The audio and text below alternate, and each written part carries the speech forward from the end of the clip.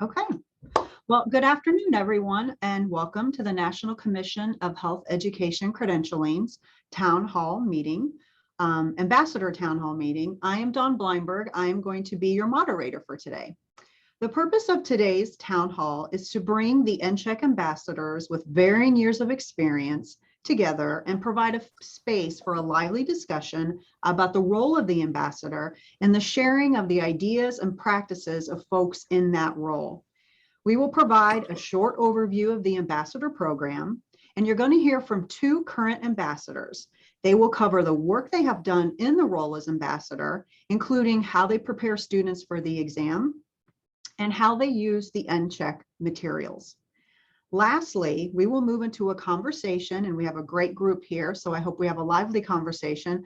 We're going to ask the following questions. What are you doing on your campus in the role as NCHEC ambassador? What are your challenges with reaching students? What resources have you found to be helpful, and what do you need? Are you still utilizing, or how are you utilizing rather, the resources? And how can NCHEC support you in your role as NCHEC ambassador? I also want to note that you can earn Category 2 continuing education contact hours for participating in today's town hall. Go to the next slide. Do I have the power? Can we have the next slide?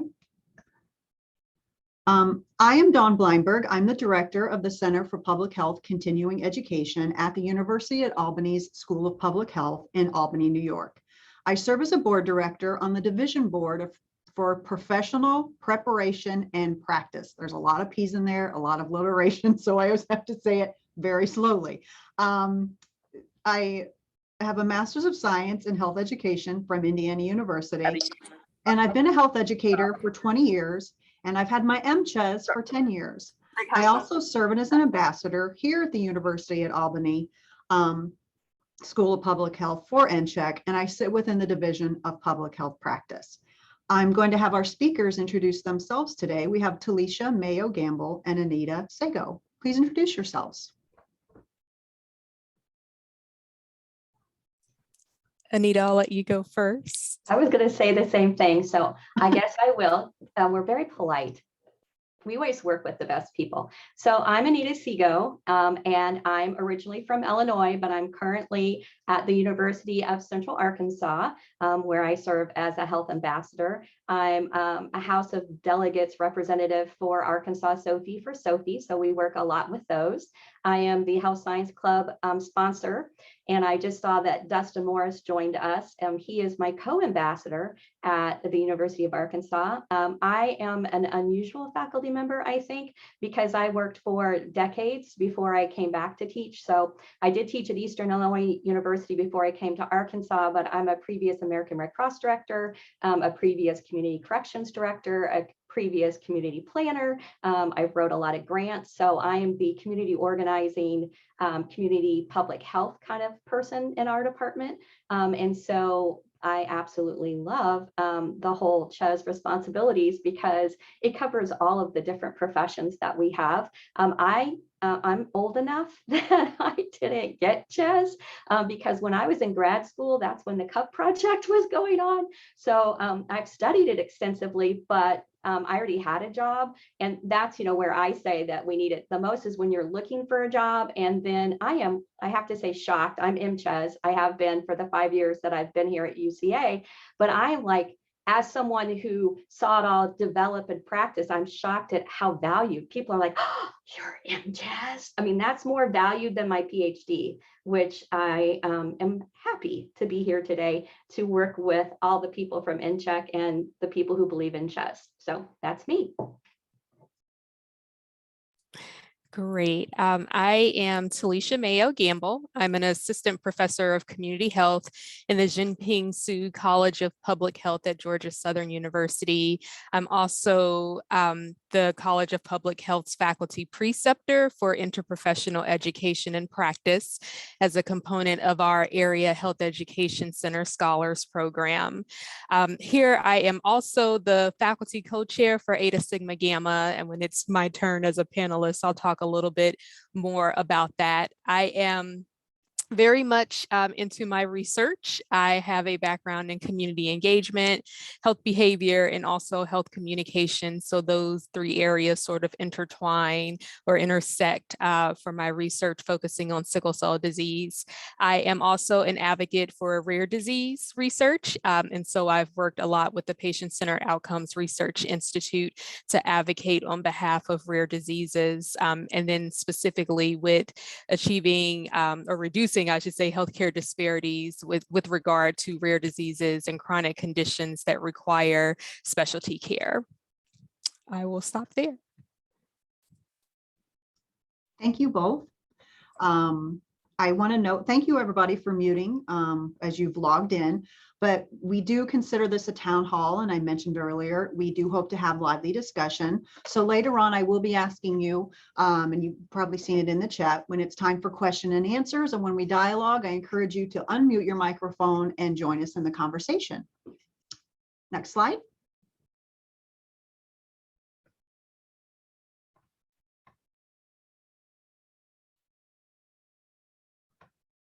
So the NCHEC's Division Board of Professional Preparation and Practice, or it's easier just to say Triple P, launched the NCHEC Ambassador Program in 2016 to facilitate communication between the health education programs and the preparation of students for the CHES exam. To date, NCHEC has registered over 200 ambassadors at major universities across the United States. The role of the NCHEC ambassador is to promote the value of the Certified Health Education Specialist and Master Certified Health Education Specialist credential by educating students on the importance of attesting to a national standard. By becoming an ambassador, you have pledged to promote the value of CHES and the MCHES credentials at your campus using marketing and presentation materials provided by NCHEC. You serve as a preceptor to health education students, providing guidance and knowledge on the curriculum. Duties of an ambassador include sending 2 to 3 short email messages throughout the year to students who are eligible to sit for the exam, distributing the NCHEC materials and brochures, and making at least one presentation. PowerPoints are provided, which includes the value of the CHES and MCHES certification, the history of the credentials, the reason to certify, how to apply, the benefits of the CHES and MCHES credentials, testimonials, and much more. And there is a PowerPoint presentation kit that even includes a script to assist you in delivering this 41-slide presentation. Next slide. The great thing about NCHEC and being an ambassador is there is a wealth of resources that are right at your fingertips. You can go to the URL that's on the bottom of the slide, or you can simply go to NCHEC's website, click on resources. I'm doing it in my head, by the way, like I'm on the website. There's a resources tab, and when it drops down, you can simply select NCHEC Ambassadors. The list of what you see here in the toolkit is there's an ambassador reporting form. Did you know that you can receive 1 category CHES continuing education credits per year that you serve as the ambassador? All you have to do is fill out this form, submit it by the due date, submit it to NCHEC, and you will list off the tasks you completed in that year. That could be presentations, the distribution of materials, curriculum mapping, advocacy for the profession on your campus, or even emails that you send. There is also an ambassador duty and overview sheet. It's just a 1-page document, and it goes over the goal, the qualifications of being an ambassador, the duties, as well as the benefits of becoming an ambassador. They also provide you with a ready-made student sign-in sheet. So if you are presenting in a classroom, you can have this sign-in sheet there for students. Or if you're tabling at something on your campus, we had a virtual tabling event for our first-year MPH students where folks could come in. You can also have that sign-in sheet there for that as well. There's also a brand new student brochure, and I highly encourage you to check it out. It's very cool. It's online. It's visually pleasant and appealing. They use something called Flipbook, and what's really cool is you can even click on one of the videos that's embedded in the brochure and play it right there. but you can also simply download it and have it at your fingertips as well. I've done that. They also provide you with, as I mentioned before, a classroom presentation. There are 41 slides, again, that are going to cover the value of CHES and MCHES certification, the history of the credential, the reason to certify, how to apply, the benefit of the credential, testimonials, and so much more. And again, there's a script that's there to assist you in doing that presentation. They also provide a video that you might want to show in the classroom or share with students about the job roles of those who sit with CHES and MCHES. It's a short 4-minute video, and it's interviews with current certified health education specialists. They talk about where they work and what they do in their day-to-day jobs to make a difference in the health of the well-being of their communities, the families, and the individuals that they serve. We know that as being with CHES, you can work in job roles in childhood development, tobacco prevention, health promotion and evaluation, community health, grant writing, non-for-profits, nutrition, drug-free communities, coalition building. It just shows those who may be interested. There's a variety of skills that those who have a certified health education specialist credential are not, there's a variety of skills that you can do in that role to help promote community and public health. The second video is, where do CHES folks work? In this short 3-minute video, it's going to demonstrate with interviews where CHES and MCHES professionals works. And it talks about a variety of fields, whether they work in local or state health departments, or do they sit in school settings all the way to non-for-profit organization. It reminds folks that CHES and MCHES individuals are not limited to that small little field of health education. Lastly, there's the 2022 CHES exam flyers. Registration for next year's exam does start, the April exam rather, does start November 1st. And I actually have mine already and printed out to hang up as soon as it's time to hang it up, because I'm going to wait till after the exam takes place. Again, it's colorful and it's bright and it's stunning, and it's all there as a resource for you. I also want to note that in the top right-hand corner, you'll see social media templates. NCHEC does provide you with an email template, a sample Facebook post, as well as a tweet that you can utilize. And NCHEC also provides the ambassadors with a quarterly newsletter. NCHEC does conduct an annual survey of the ambassadors each year and shares the results with the Divisional Board of Professional Preparation and Practice. The feedback that is on that survey allows NCHEC and the board to expand the items in the toolkit and update them. I highly encourage you to fill that survey out when you're asked to, because your feedback is important to the improvement of this program. Right now, I'm going to hand the town hall over to Anita Sago, where she's going to provide you with her experience and insight as an ambassador. Anita? Thanks, Dawn. It was always fun to listen to someone summarize all the resources that we have, because every year when they do that survey, usually I say, I don't need anything else. Like, you've given me everything that I need. So I want to start with saying that I hope you all have as much fun with being as an ambassador as I do, and that you can personalize it to your experience and wherever you're working. So my first thing that I want to say that I think is a success is collaborating. I was surprised when I signed up for this, and then Dustin at my department he goes, oh, are you doing the health ambassador or the NCHEC ambassador? I am too.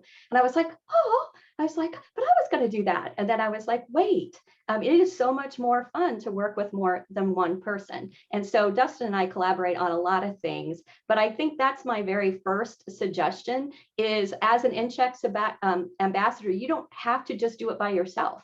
So we have all these wonderful resources. One of the things that I do as a person, I teach mostly graduate classes, but I teach the undergraduate community health.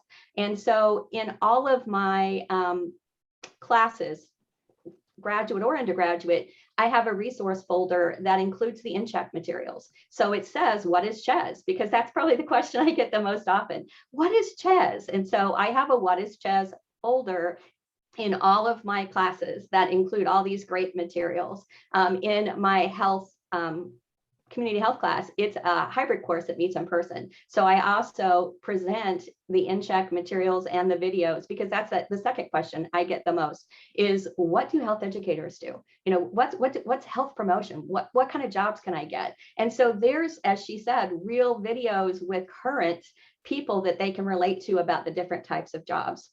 We're very fortunate at UCA that our wellness coordinator is Ches. And so I suggest that you look to see who is Ches or MCHES on your campus. It may not just be people in your department. And I don't know if NCHEC ambassadors are in organizations as well. Maybe one of you can tell me that, but I have the campus point of view.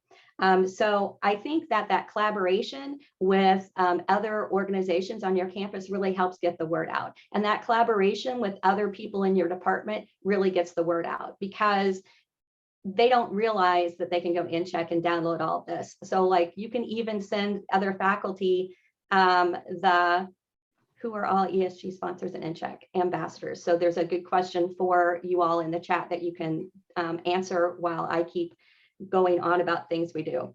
So I want to talk about collaboration, because I think one of the most innovative things we did was during the pandemic last year. You can see behind me that there's a giant Jenga set.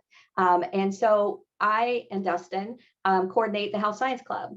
And normally Dustin and Denise in our department do a CHES review right before the exam. In our department, they have to take the exit exam or the CHES, but we prepare for both together because they're based on the same responsibilities and same information. And so we normally have that in person, and we couldn't do that last year during the pandemic. We also normally do 3 or 4 food drives for the Bear Pantry on our campus, because our students use so much, need so much assistance with food, particularly, you know, we have quite a diverse population at UCA. So what we did last year is the Health Science Club sponsored a CHES review, but in order to pull a PEG virtually. So we had our president and our vice president were in a classroom at UCA, socially distanced. We used Zoom. We had students from 3 states attend, and they had to answer a question correctly for us to pull, and we had them all labeled their Jenga thing. And then for every question a student got correct, I donated $1 to the Bear Pantry. And then faculty matched that. So we raised over $500 for the Bear Pantry. We had a 2.5 hour CHES review, and we did it, we kind of combined everything. So our vice president was preparing for CHES and had really prepared for CHES. So there were people who couldn't answer questions. So then we were like, phone a friend, or just ask Lance. So Lance was the most popularly chosen person because he had prepared. And so then we had participants who had their significant others in the room. So we had a lot of people who were dating nursing students. And so the nursing students couldn't believe how hard our questions were, and how diverse, and how many different topics we had to know about. So the nursing students was like, this is harder than my exam. And we're like, yes, because we are health professionals. So we had that kind of thing going on. The faculty in our department all wrote the questions.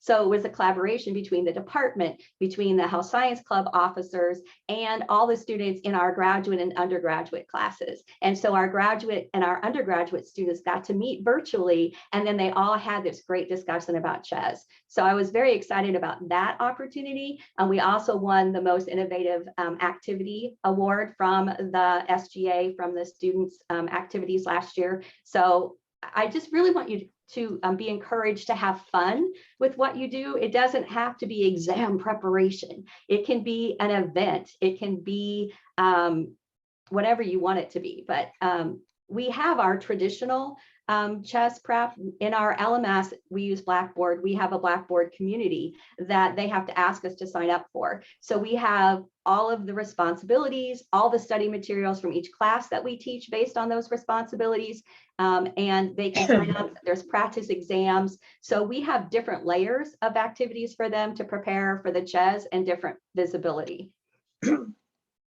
Let's see. The other thing that I wanted to mention was social media. And I do a lot in social media just by resharing. Collaboration is kind of nice here too. In our department, I do Facebook and Twitter. Dustin does LinkedIn, and Heather does Instagram. So we all share CHES and NCHEC materials, but not having one person responsible for all of the social media really helps the workload, and also helps us connect with different types of students, because not everyone does everything. We find that our students use Twitter the least out of our social media. But one of the things that I learned is NCHEC does these wonderful like Twitter blasts or Twitter chats and Twitter events.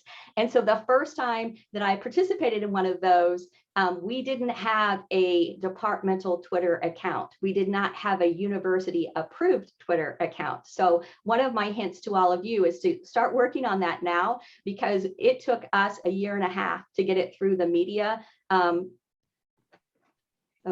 department requirements, because the media people have to watch all the UCA accounts. And so we had to get deemed worthy of having a departmental Twitter account and an officially approved UCA graphic, which we were, and mostly because of NCHEC. NCHEC gave us that credibility. They're like, oh yes, you do professionally need this. But just that was a barrier that I did not expect. And so I wasn't able to get that approval for the first NCHEC Twitter thing that we did. So FYI on that.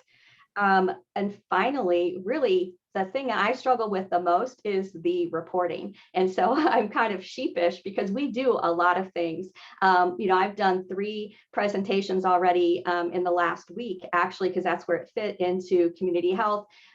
We have all the same things, that's what our community on Blackboard starts with. What is CHES? And then I would suggest that you look at all these wonderful things, but also record your own, because people take value in your relationship with them. So in our community, we not only have all of the NCHEC materials, but we also have, like, my students created the video competition that NCHEC does. My students love the student competitions, the infographics and the video. So my community health class, we got an honorable mention, but that video is on our community as well. And then I do share that with students so that they start their relationship with NCHEC and realize the opportunities and the collaboration and the support that you get from our CHES and MCHES community from the students. Like, before they get their first professional activity or their first job, it's just really nice for them to understand the value of CHES. But I do struggle with, every year they're like, you need to turn in your report. And I was like, oh, I should have kept better track of what I was doing. So I don't think NCHEC realizes all the cool things that we do. So I highly encourage that you all have fun with it, that you collaborate with others, and that you have a system to keep track of it. So when you get that, what did you do this year? You can just transfer it over. Or maybe I need to download that form and just type into it all year long so that I do a better job of accountability. Anybody have any questions, or is there any additional information I should have provided? I will say we're not ESG yet. UCA used to be ESG, and then they quit doing it a long time ago. And so we're looking at converting our health science club into ESG. And I think that them knowing about the CHES professional expectations really helps with that as well. Okay, back to you all. Thank you. Talisha? Yes, that was really great, Anita. I was actually trying to take notes about some of your ideas that I can definitely incorporate into some of my activities. Okay, so hello everyone. Again, my name is Talisha. I am actually a current member of the Division Board for Professional Preparation and Practice at NCHEC, which we call DBPPP. So I'm going to talk about my experience as an ambassador. It's been about 2 years maybe 3. I think the pandemic kind of throws everything off a year a little bit. But I'd like to begin by discussing how I became an ambassador for Georgia Southern University. So each year, DBPPP looks at the list of ambassadors to ensure that there's representation across schools, particularly schools that offer degree programs in health education. And so while reviewing the list one year, we saw that Georgia Southern did not have an assigned ambassador, despite the fact that we have an undergraduate program in health education. So not only did I volunteer, but I also recommended some of my colleagues with CHES or MCHES who could serve as ambassadors at their institutions that also offer health education programs. So I have to put in a small plug there that when we send out the survey each year, if you have colleagues that you could recommend, we'd certainly appreciate it, because sometimes we're not sure which programs have health education degrees, and we're always trying to make sure that that representation for CHES or MCHES is actually there so that we can facilitate and answer questions for students. So a transition into my role as an ambassador, I offer resources for students related to taking CHES and the NCHES exam. So it's typically student initiated contact when it's just a Q&A session. They typically will receive information from SOPHI or our local public health association, so the Georgia Public Health Association, and sometimes that kind of triggers questions about CHES and MCHES, or particularly an interest in an exam. So I really, for initial Q&A, kind of rely on SOPHI and GPHA to kind of facilitate interest in CHES and MCHES if I don't get to the students first. But I also serve as faculty sponsor for the exams. So typically, for those of you who are new to the ambassador process, when the students come in and they're ready to take their exam, they have to have the faculty sponsor. And so for our students at Georgia Southern, I do serve as that particular role, as well as students who are interested in applying for the Clary Scholarship that NCHEC offers. I will write letters of recommendations to support them in that as well. I also offer materials that students reuse or that students will purchase for studying for their exam for year to year. So my office kind of serves as a hub for resources, whether it's textbooks that I use in the classroom, and I'm going to talk a little bit specifically about one of those textbooks that I, as well as the students, have found particularly useful. But once students are done with their notes that they've been using for the CHES exam or NCHES exam, a lot of them will turn those over to me so that I can pass them on to other students who can use them for practicing for the exam as well. And of course, I also have to say, for those of you who have not received an ambassador toolkit or have not made use of those types of resources, there are several resources. I know that Dawn has mentioned them, Anita has reiterated them, but there's a presentation that can be downloaded. We have brochures. And so just keep in mind that if you're new to the process, we have things for you. So in terms of getting that conversation started with students and getting the information out there, you don't have to reinvent the wheel, and you certainly do not have to start from scratch. So I definitely want to emphasize that. And sort of to answer, I'm going to go back to chat so I can remember your name. Lexi, to answer your question, I'm going to talk a little bit about my experience with Eta Sigma Gamma. So I am a faculty co-sponsor here at Georgia Southern University, which works wonderfully for me because of the alignment with a health education honorary, as well as the focus of NCHEC on health education. So mostly when I got here at Georgia Southern, which was about 4 years ago, our Eta Sigma Gamma started out with undergraduate students through our BSPH program, which offers the specific focus in health education. So our students are automatically, our undergraduate students are automatically eligible to sit for the CHES exam. And so that wasn't the case with the graduate students. And so there really wasn't a focus when I started at GSU, but now Eta Sigma Gamma is open to all of our students. So we have undergraduate through doctoral students who are able to be a part of Eta Sigma Gamma and subsequently will receive the MCHES presentation that I downloaded with the Ambassador program. So this gives students an opportunity to really get detailed information and to give them an opportunity for Q&A. So it kind of captures that group that wasn't introduced to CHES or MCHES through Sophie or through the GPHA. So that is really something that I've taken an opportunity to introduce students to. So one of the things that we do with Eta Sigma Gamma is schedule. So whenever we're having our activities throughout the year, we actually schedule a presentation for the students to learn more about CHES and MCHES. And then that presentation, not just with the presentation that's uploaded to the website, we actually bring students in who have recently taken their exams. And as much as we are able to answer questions about NCHEC, I feel like the students really rely on other students to find out about that experience, how they felt about it, what are some of the things, the tips and tricks that they can do in terms of studying. And one of the things that my partner and I, Dr. Chopak Foss here at Georgia Southern, have been working on is getting study groups together. That's something that the students have showed interest in, particularly this year, but was really a challenge for us to do during COVID, I should say. And so that's something that we've been focusing on right now, is getting those study groups together. So I've also been able to provide students with information via the classroom, and I know that that was something that Anita was touching base on. So Dr. Chopak Foss and I use a textbook for our undergraduate courses. Not that I'm pushing any book, but the book is Community and Public Health Education Methods.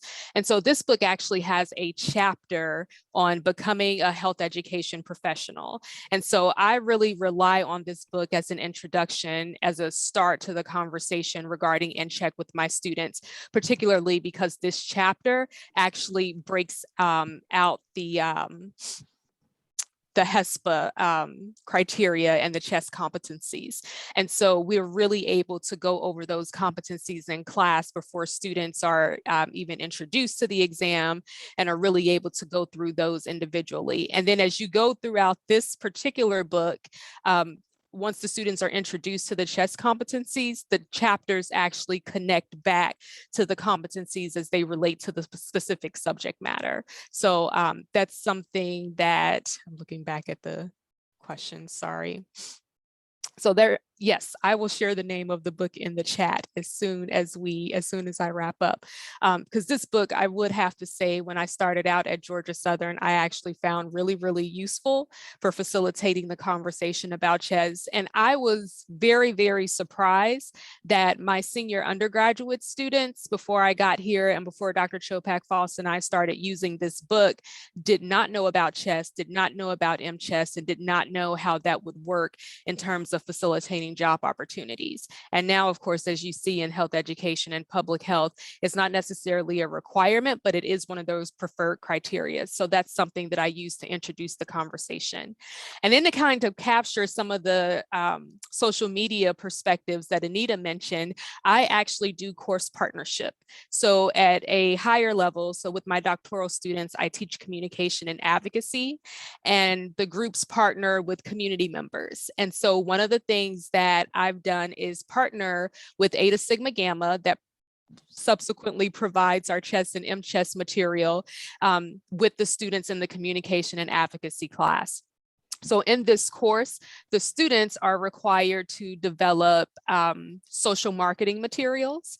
And so what we've done is have the students design social media images that can go out to provide health education information, and a component of that specifically is related to NCHEC and CHES and MCHES. So that's been a project that we've been looking forward to for a really long time, and now we can actually say that it's a partnership that not only provides information to students who come across our social media platforms, which include Twitter, Facebook, and LinkedIn, just kind of out of our Jinping Su College of Public Health, but also it gives the students internally an opportunity to learn more about CHES so that they can disseminate that information working side by side with Eta Sigma Gamma. And I'm going to, Dawn, I'll turn it back over to you, but as I do that, I'm going to put the book information in the chat. Wonderful. Thank you. So I gotta move my screen over right here. So what we're going to do now is this is the time to dialogue and have a conversation. When I opened up the town hall meeting, we purposely chose the term town hall so that it could be a town hall and that folks can engage and have conversations with us. So I have my my partners here, Talisha and Anita, and we have some questions for everyone, and we encourage you to open your mic when you would like to answer these questions and engage with us. So we would like to know, what are you doing on your campus? Anita and Talisha have shared their experiences and what they're doing. And thank you for Talisha putting that in the chat. I was even like, what book is that? I had a note to follow up with you because I do teach in our online MPH program, and I teach about the credentialing and whatnot. So I was like, wonder what book that is. I wonder if that's the one that I use. I need to see what that is. But I want to start the conversation, and I encourage folks to jump in and let us know, what are you doing on your campus? Are you someone who's seasoned and has some experience and want to tie into what you've heard so far? Or are you someone who is new, and let us know about some things that you've tried?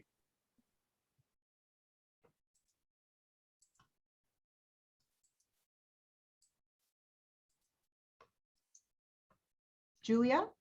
Hey, I'll share. So I'm Julia Franklin. I'm an associate professor lecturer at the University of Utah, and I oversee our master's program that just recently, past 3 years, we combined our health promotion and education master's degree with a wellness coaching degree program. So now students who come to our master's program do coursework and practical experiences. So not only can they sit for CHES, but they can also sit for the National Board Certified Health and Wellness Coaching exam. And I'm being told we're one of the only, so don't steal my idea, I'm told we're one of the only programs in the country that offer both of those. So I'm kind of the ambassador for the master's program, but I teach in the undergraduate program as well. And one of the things I do, we don't use Blackboard, but we use Canvas. And I also do a study group, and students they love it. We have online chats. They love having practice questions and going through questions and kind of breaking them down and figuring out why this is the right answer and this one isn't. So I do a lot of work with exam prep. That's me. Thank you for sharing, Julia. I'll go if that's okay. Yeah, go ahead, Lexi. So Lexi Blaz, I'm an associate professor at SUNY Cortland, and I'm our NCHEC Ambassador. And we actually do a lot of infusion in our Eta Sigma Gamma chapter also, but the programming that we do is open to all of the students that are in community health or health education, school health here. We do a few presentations a year. I do some one-on-one meetings sometimes, as I'm sure all of you do too, with students that have questions. We send out emails every semester, and we also do some work with exam prep. So it doesn't sound like we're doing anything that's like fancy or really different. So I'm excited to hear some ideas. I've been at Cortland for about 7 years, and I've been an ambassador for probably 6 of those. So I'm excited to be, kind of listening to what other people are doing to see if there's something else I can do to help our students. Yeah, I agree. That's the whole point of this town hall is, what are you doing, and what are some fun and innovative ideas that other people are trying, especially now during the pandemic, right? When I talked about tabling at somewhere where this, we have an opening day here at our graduate school, and we would always table for the center, but I would table, and so would my associate director, who is CHES, for the CHES exam, because they send all the students up to us who are interested and to share information. And when that moved into the online environment, what does that look like now? There's no, like literally when I was saying it, put out a sign-in sheet, I'm like, what, can you? So how does that work? So they moved the first area orientation to the online environment, and it was it was another sort of town hall with the dean and the associate deans. And, I had my timepiece to talk about the center, but I ensured that they also gave me my time to also talk about the CHES credential and why it was important. Because in all transparency, at my graduate school, there are no faculty that have CHES, just me and my associate director, and I teach on the online NPH program. But to carve out time for that so that students hear it. And then when it broke out for the afternoon, I had my own room where students could come and dialogue with me about the CHES exam, because in the professional work that I do, it's for folks after they graduate, because I do continuing education and I'm a multiple event provider for NCHEC and offer credit. So I'm interested too to hear, what folks are doing on their campus and what are some innovative ways that you've tried now that we've moved some things into the virtual world. Anyone else? We can move on to the next question as well. We're interested to know, what are your challenges with reaching students? I know for me is not being this sounds crass, but I don't teach the butts and seat students. I don't teach the students who are literally here in the classroom. My students are all in the online environment, but I have to find ways to engage with the students who are here. And so I do hire students. I do engage them that way. I put, like I said, they have beautiful flyers that are colorful that I can hang up. Julia, did you want to share? Oh, well, I was going to ask, we do have, at the University of Utah, we have our College of Health that includes what used to be the Department of Health Promotion and Education, but has now become the Department of Health and Kinesiology. And we are finding it's a little bit challenging. We get so many students who are more focused on the kinesiology side of things. They do a lot of the pre-med, pre-dental type coursework. And so we have seen our enrollment numbers in our undergraduate program go down quite a bit. So I'm curious, what are some of the campus events that maybe some of you all have at your schools that maybe we need to be hitting a little bit harder?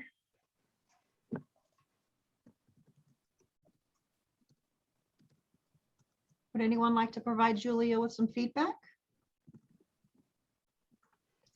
You all have wellness fairs, and this goes with your health coaching and that collaboration thing I talked about earlier. Dustin Morris, the other ambassador, he's in charge of health coaching.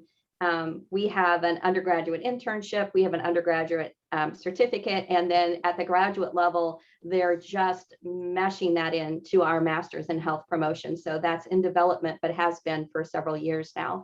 But the Health Science Club has access to funding from student government. So we get about $2,000 a semester to buy the health screening supplies. So Dustin's health screening students do cholesterol, sugar, weight, all the basic things, but it's manned by his health coaching, by Health Science Club students, and also our GAs who are in our health promotion, which is 100% online, but our GAs are in person.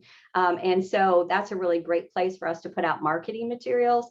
And also we get questions about like, oh my gosh, how did you learn to do this? And it's like, well, I'm part of health coaching. And then also like our students who are CHES, like we try to take the CHES handouts. We still have some of the old fashioned paper handouts that we were given. We obviously get rid of the ones that are out of date, but the core materials are still there. And so we just take those everywhere that we can.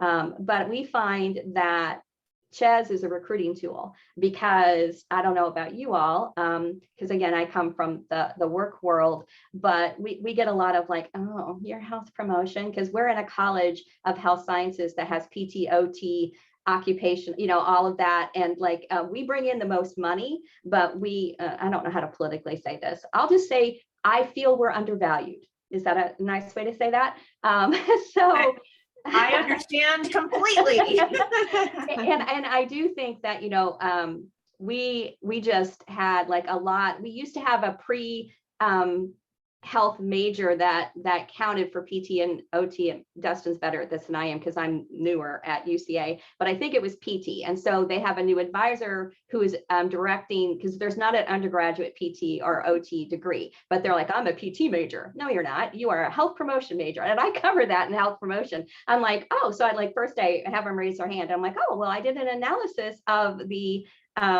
course roster and 98% of you are health promotion. And I do a whole spiel about we are the best backup plan you've ever had, because I don't know about your school, but it is really hard to get into PT, OT, and nursing at UCA. They just build a whole big, beautiful building. Go online and look at it. We're not in it. It's the integrated health science, but it's basically nursing and speech therapy. And it is a beautiful building. So, you know, I worked for decades before I came, and I'm like, I've done corrections. I have done community organizing. I have done community. I mean, I've done a lot of things because I have a disabled child and I was moving to try to find him the best services, but I have a pretty good vita. And I'm like, I have never been unemployed except for when I wanted to be unemployed. So, you know, I just have conversations, a lot of these one-on-one, you know, we are the best backup. And people go, well, what do you do with that? I go, everything. That's what I say every single time. Like, what do you do with that? I do everything with that. I've only been unemployed 2 years in 40 years. And that was when Ryan was really, really sick and I chose to be unemployed. So I just, you know, I feel like a used car salesman. I'm just like, I get that conversation in everywhere I can because they think they're PT, they think they're kinesiology, they think, you know, and health historically, like, I don't know about you all, I was a psych major. And I worked full time. And when I finished my 4-year degree, because you got 2 classes free a semester at Eastern Illinois University. So I was an administrative assistant, and my boss would only let me take health classes. And so I got to the point that I could finish my health degree before my psych degree. And I have had 40 years of fun. And I don't thank you for the enthusiasm. I literally love my job. And, you know, this is my pre-retirement job because when I was a little girl, I wanted to teach. So I think that's where NCHEC, and I think that's where the love for our health comes in. They're like, what do you do? And I'm like, everything. What do you want to do? And then what I love most about CHES and MCHES is that 8 areas of responsibilities I'm working on changing from 7. I know it hasn't officially started yet, isn't it January, but I'm working on it now. It covers, like, I mean, I can take that out and go, look, what do you want to do? I had a student go, I don't want to do what you do. You work in an office. And I go, but have I always worked in an office? I mean, let's face it, I'm a person of age now. I'm at the office stage. But what else have I done? You don't have to work in an office if you don't want to.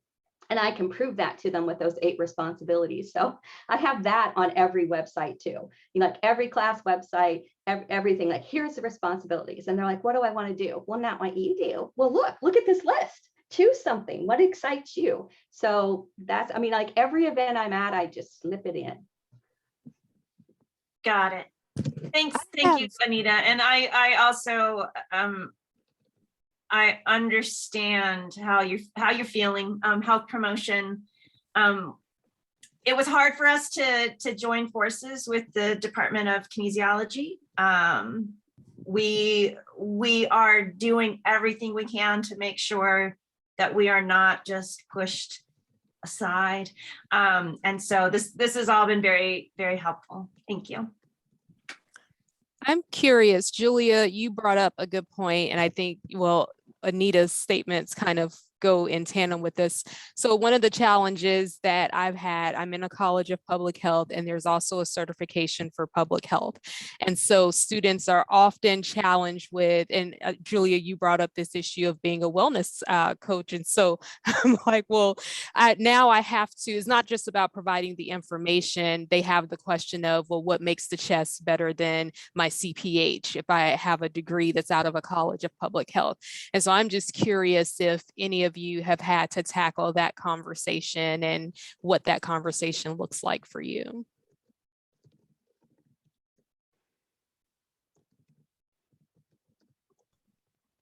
I've had students asking the participants, I'm like, can the moderator answer? 'Cause, yeah, I'm also at a school of public health.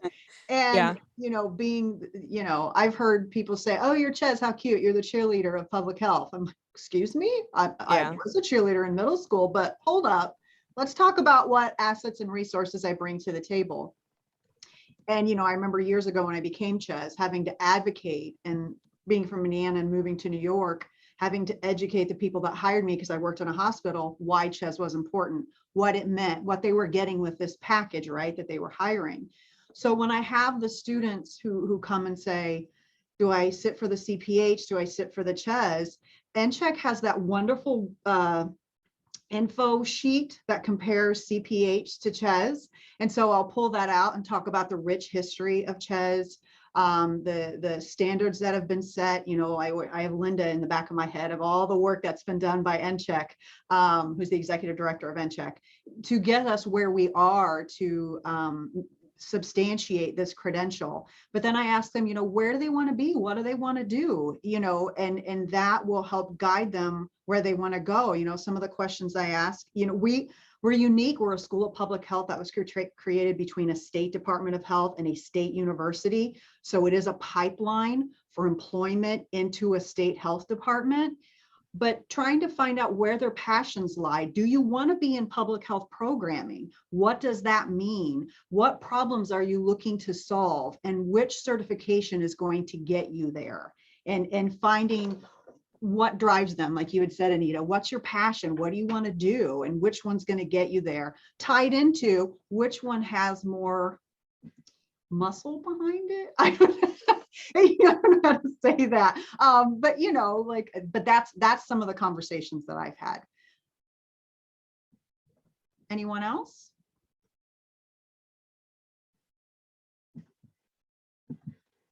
Does anyone want to talk about some of the resources that they've utilized and how it's been helpful, or what resources you would like to see?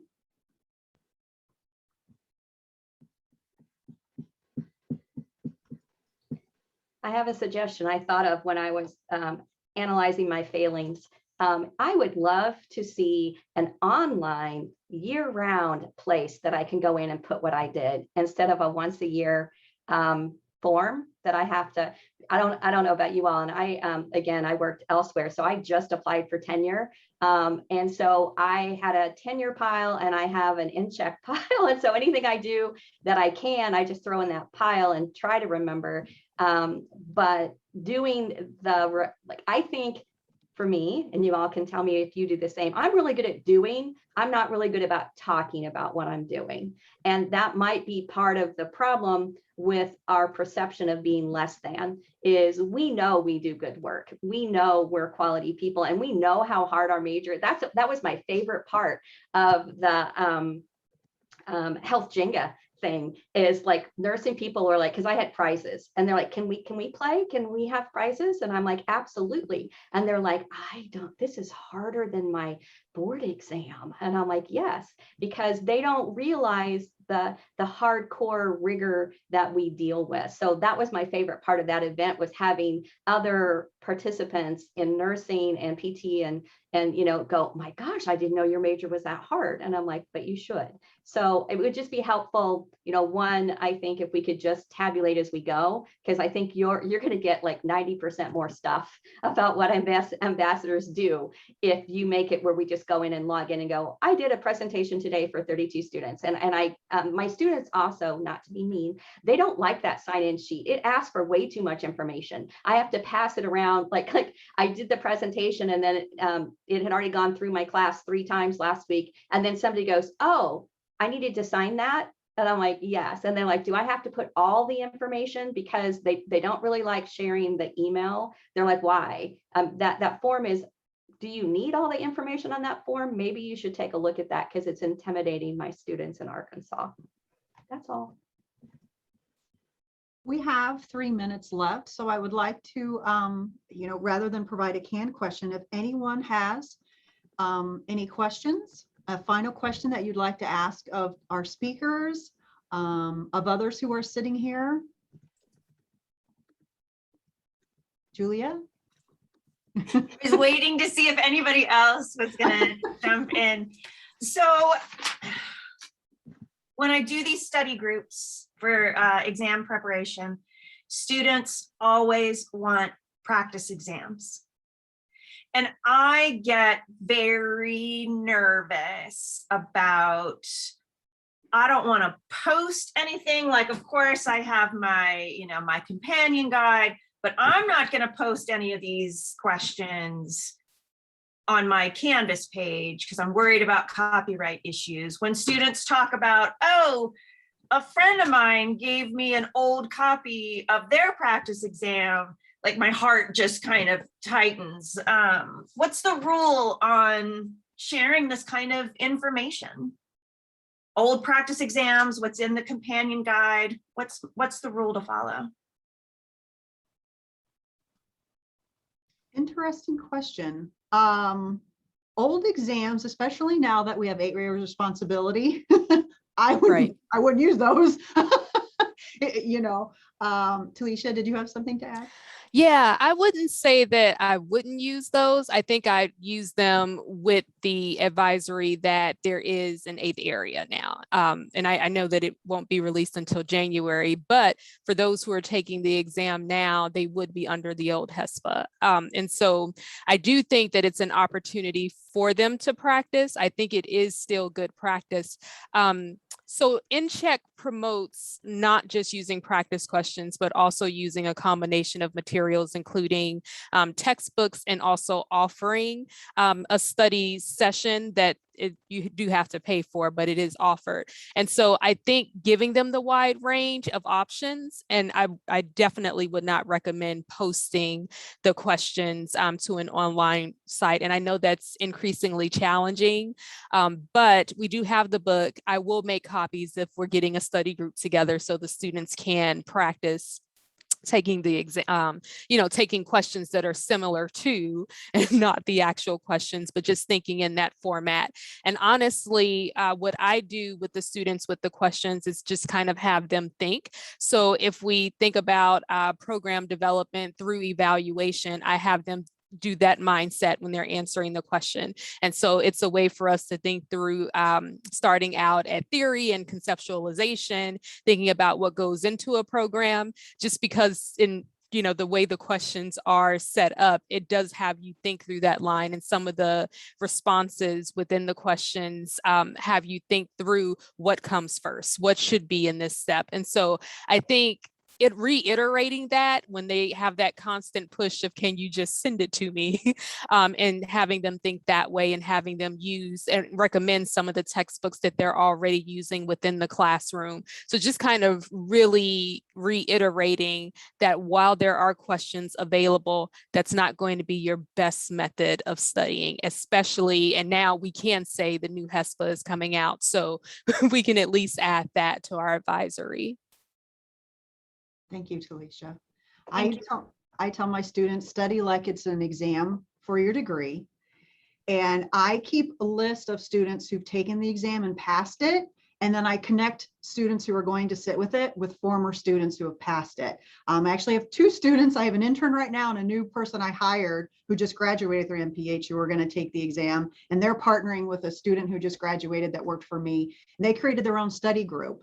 And they're talking to another student who just passed it in April. So, it's, I feel like someone who sat for it more recently sometimes can be a better, can engage with them a little better about what they did and what they studied. Yeah, especially for students who have now transitioned to the online exam versus the in-person exam. Right. Excellent.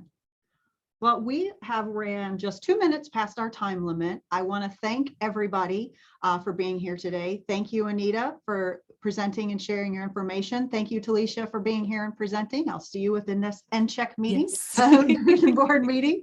And thank you, Cynthia, for producing. And thank you, all of you who engaged and dialogued. And if you have any, I'm a reflective thinker a lot of times. So if you have any questions or thoughts later on, please feel free to email NCHEC. I realize we didn't put our emails up there, but you can.